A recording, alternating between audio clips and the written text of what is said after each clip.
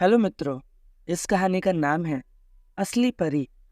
राशि बाजार से वापस आ रही थी। पुलिया के आगे कुछ लंबी लंबी घास फूस और झाड़ियां थी। अचानक राशि को झाड़ियों के पीछे से कुछ आवाज सुनाई दे रही थी।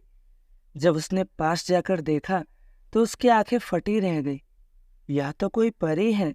सफेद पोशाक, बड़े बड़े पर। क्या हुआ इसे? ये यहाँ इस हालत में कैसे? उसने करीब से देखा तो अर्ध चेतनावस्था में पड़ी वो कराह रही थी। राशि ने बोतल से उसके मुंह पर पानी के छींटे मारे तो उसने आंखें खोली। राशि अभी भी चकित, विस्मित थी उसे देखकर। तब उसने उससे पूछा कि तुम कौन हो, यहाँ धरती पर कैसे? तो परी ने कहा, आप शायद भ्रमित हैं। मैं असली परी नहीं, मैं तो एक एक्ट्रेस हूँ। थिएटर में नाट्य कथा में सोनपरी का किरदार निभा रही थी। रात को शो खत्म होने में देर हो गई थी। साथी कलाकार भी कुछ जा चुके थे। मैंने अभी चेंज नहीं किया था। लड़की अकेली मैं ही थी। तभी दो सह कलाकारों ने मुझे सॉफ्ट ड्रिंक ऑफर की। मैं भी थकी हुई थी, इसीलिए ले ली। संभवतः उसमें कुछ मिलाया था।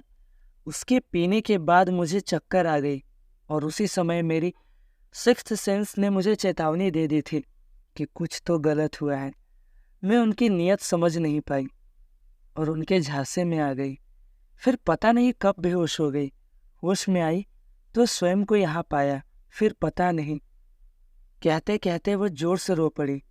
उसका मोबाइल भी गायब था। राशि सब समझ गई। वो पहले उसे लेकर हॉस्पिटल गई। उसकी आवश्यकता अनुसार चिकित्सा के बाद उसके घर वालों को सूचना दी। उनके साथ मिलकर पुलिस कंप्लेन कराई।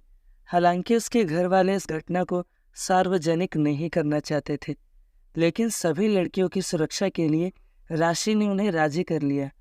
उसके प्रयासों से अपराधियों को जल्द ही गिरफ्तार कर लिया गया।